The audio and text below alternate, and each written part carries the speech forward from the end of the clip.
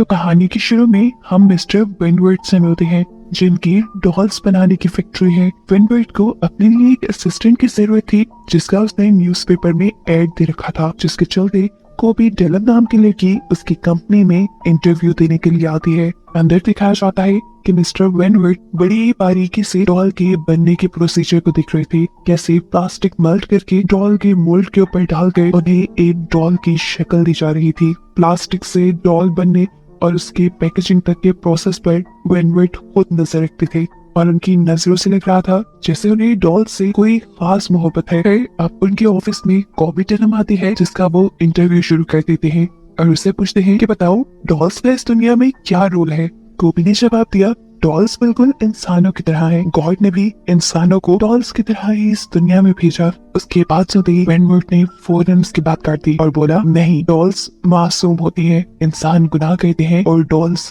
कुछ नहीं करती। खैर, ये कहने के बाद वो कॉबी डेलन को घर जाने के लिए कह देता है। क्वालिफिकेशन रिक्वायरमेंट से ज्यादा होने के बावजूद भी उसे कॉबी इस जॉब के लिए ठीक नहीं लगी। हालांकि कॉबी ने उसे यकीन भी दिलवाया कि वो बहुत मेहनत करेगी और अपने आप को प्रूफ भी कर देगी। खैर, कॉबी जैसे ही घर जाने के लिए पीछे मुड़ी तो हमें दिखाया गया कि उसे विंडवर्ड के ही किसी आदमी ने किडनैप कर लिया है। अब कॉबी को जब होश आया तो वो विंडवर्ड के पैलेस में थी, जिस पैलेस को ठीक डॉल हाउस की तरह डिजाइन किया गया था। इस टाइम उसके सामने विंडवर्ड खुद बैठा था, जो उसे बताता है कि अगला पूरा हफ्ता वो यही उसकी इस डॉल हाउस में गुजारेगी और किसी ब्यूटी पेजेंट गेम की तरह उसे यहाँ के हर गेम में पार्टिसिपेट भी करना होगा। लेकिन कॉबी को इस सब में इंटरेस्ट नहीं था, उसने बहुत ही प्यार से इनकार कर दिया। लेकिन विंडवर्ड ने बताया कि यहाँ उसके पास कोई ऑप्शन नहीं है, उसे जो कहा गया है उतना उसे करना ही पड़ेगा। कॉबी उसकी बातों से बहुत ज्यादा घबरा चुकी थी।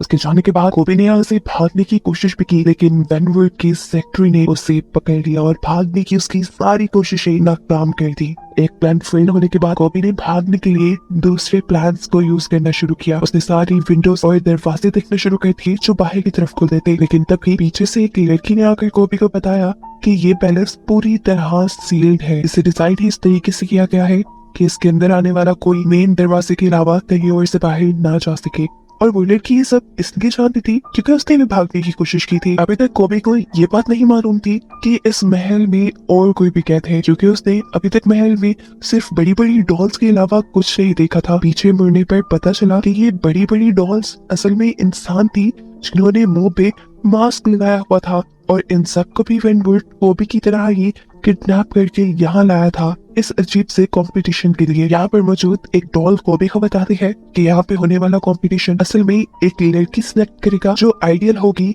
विंडवर्ड के बेटे की मां बनने के लिए, और बाकी जितनी लड़कियां भी उस कंपटीशन को हारेंगी या उसकी किसी भी गेम में अच्छा परफॉर्म नहीं करेंगी तो उसे विंडवर्ड बहुत ही ब्रूटल यानी बुरे तरीके से मार डालेगा। इन सभी लड़कियों को किडनैप करने के बाद जब यहाँ लाया गया था तो सभी ने यहाँ से भागने की कोशिश की थी, लेकिन कोई भी यहाँ से कामयाब नहीं हो पाया। अब जिस लड़की ने कॉबी को ये बताया था कि वो यहाँ से भाग नहीं सकती, वही लड़की कॉबी को बताती है कि विंडवर्ड एक बहुत ही परफेक्ट इंसान है। उसे अपनी जिंदगी में हर चीज परफेक्ट चाहिए, जैसे डॉल हाउस में परफेक्ट होती है।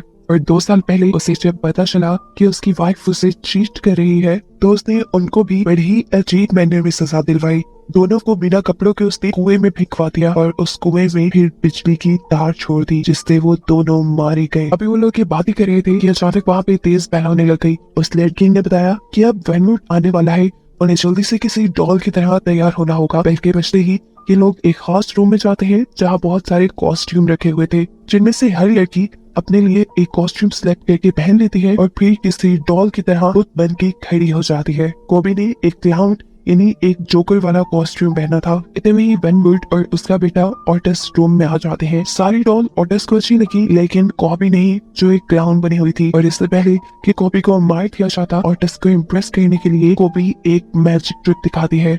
अपने पास पड़ी हुई एक कार को अपने अंदर की टेलीकाइनेसिस पावर से चला कर दिखाते हैं, यानी उसने अपने ब्रेन के जरिए कार को कंट्रोल करते हुए चला दिया, जो देखकर ऑटस इम्प्रेस हो गया और कॉबी की जान बच गई। ऑटस को ये जादू देखकर यकीन नहीं आया। उसने कॉबी से ये जादू दोबारा करने को कहा, लेकिन कॉबी ने इनकार कर दिया और जवाब में उसे ऑटस का वैसा ही बिगड़ा हुआ रूप देखना पड़ा जैसा विंडवर्ड का, ये भी उसके डैड का है। ऑटस उसे मारने का हुक्म देने ही वाला था, लेकिन तभी कॉबी ने उसे दोबारा इस कार को चला के दिखा दिया और ऐसे उसने ऑटस की अट्रैक्शन पाली। ओटिस और वेनवर्ट के यहाँ से जाने के बाद सभी लड़कियां अपने रूम में थी और सभी अब कोबी के बारे में ही बात कर रही थी।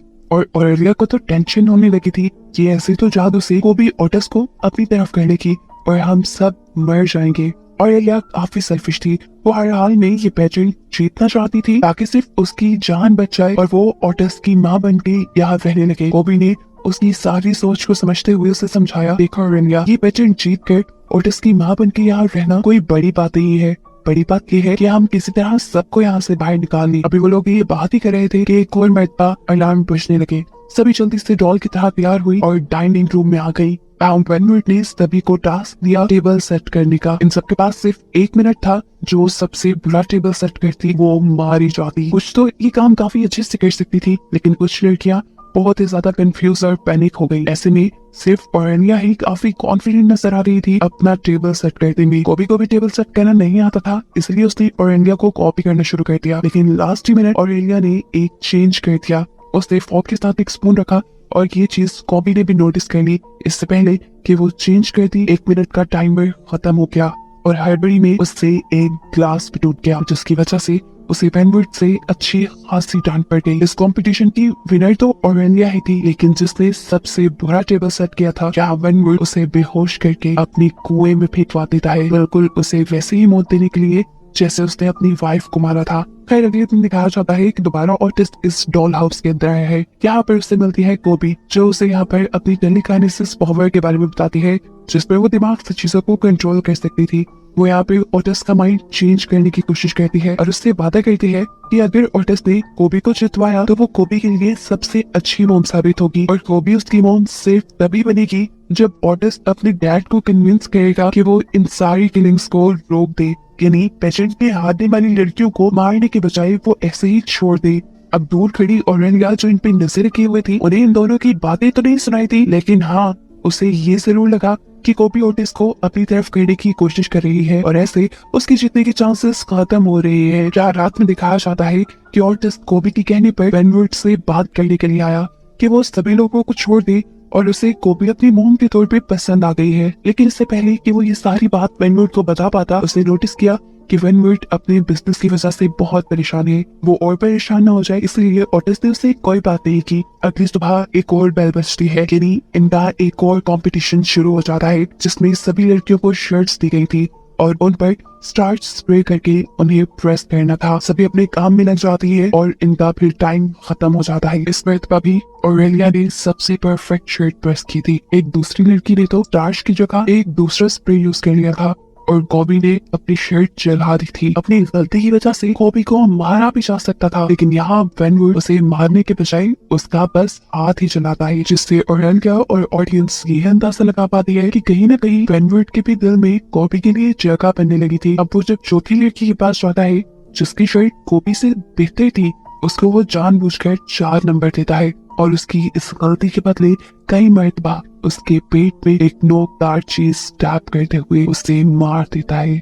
अब सीन कट होकर हमें कोबी और उसके साथी को एक रूम में दिखाया जाता है, जहां वो डिस्कस कर रहे थे कि वो मरने के बजाय यहाँ से भाग भी सकते हैं, क्योंकि उनको ऑरेलिया ही जीतने वाली लग रही है। साथ ही कोबी अपनी साथी को ये भी बताती है कि वो ओटिस का माइंड अपनी पावर से मैनिपुलेट करने की कोशिश कर रही है ताकि वो कोबी को जितवाए और कोबी बाकी सबको यहाँ से फ्री करने में मदद करे। उनकी ये सारी बातें ऑरेलिया सुन चुकी थी और ये चीज अपनी पावर्स की मदद से कोबी को भी पता चल गई। उसके बाहर जाने से पहले कोबी भागते हुए डॉल रूम के अंदर जाती है और कुछ चीज ढूंढने शुरू कर देती है। इतने में हम देखते हैं कि ऑरेलिया कोई नुकीली चीज लेकर कोबी के रूम में आई और उसने पीछे से कोबी को स्टैब कर दिया। लेकिन फिर रिवील हुआ कि इस क्लाउन कॉस्ट्यूम में कोबी नहीं बल्कि एक स्टैचू था, क्योंकि कोबी ने ऑरेलिया को भांप लिया था। वो चाहती थी कि ऐसे ही कोई चाल चलेगी ऑरेलिया, इसलिए पहले ही उसने अपनी जगह पे इस स्टैचू को खड़ा कर दिया और फिर ऑरेलिया को समझाने की कोशिश की कि जीतने और मरने के बजाय भी बहुत से ऑप्शंस हैं जिनको आजमाया जा सकता है। कोबी से बताती है, मेरे पास ये प्लान है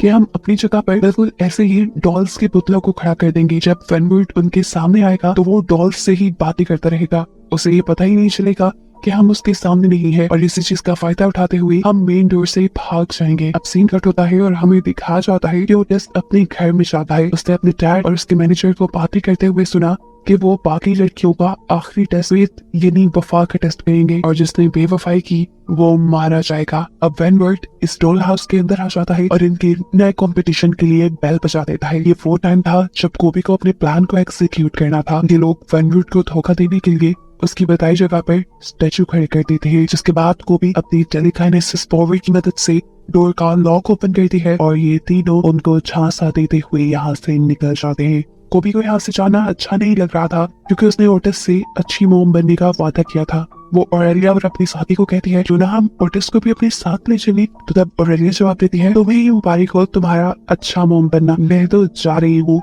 ये वही ऑरेलिया थी जो पूरे एपिसोड में अच्छी मोम बनने की कोशिश कर रही थी और अब मौका मिलते ही वो यहाँ से ऐसी भागी कि कभी लौट के नहीं आएगी। उसके पीछे जो दूसरी साथी थी उसकी भागने में स्पीड कम थी। ऑरेलिया को लगा कि उसकी वजह से वो पकड़ी जाएगी, इसलिए ऑरेलिया ने अपना भागने का रास्ता बदल लिया। लेकिन इससे ज्यादा कुछ हुआ नहीं क्योंकि उसके रास्ता बदलने से पहले ही वेनवुड का सेक्रेटरी उसे देख चुका था और वो उसे शूट करके मार देता है। उसके साथ साथ उनकी दूसरी साथी को भी, और बच जाती है वो सिर्फ कोबी जो वापस ओटिस से अपना वादा पूरा करने के लिए गई थी। उसकी वफादारी को देखते हुए अब वेनवुड ने फैसला किया था कि वो कोबी को ही अपनी बेटे की मॉम के तौर पे एक्सेप्ट करेगा। अब सवाल यह है कि उसे ऑरेलिया और दूसरी लड़की के भागने के बारे में पता कैसे चला। असल में उसने इन बड़ी बड़ी डॉल्स के अंदर माइक्स लगाए हुए थे, जिसकी वजह से वेनवुड पहले ही इनके प्लान के बारे में जान गया था और इसीलिए तो वो इनका फेथ टेस्ट ले रहा था, जिसमें कोबी पास हो गई क्योंकि वो वापस ओटिस से अपना वादा पूरा करने के लिए आई थी।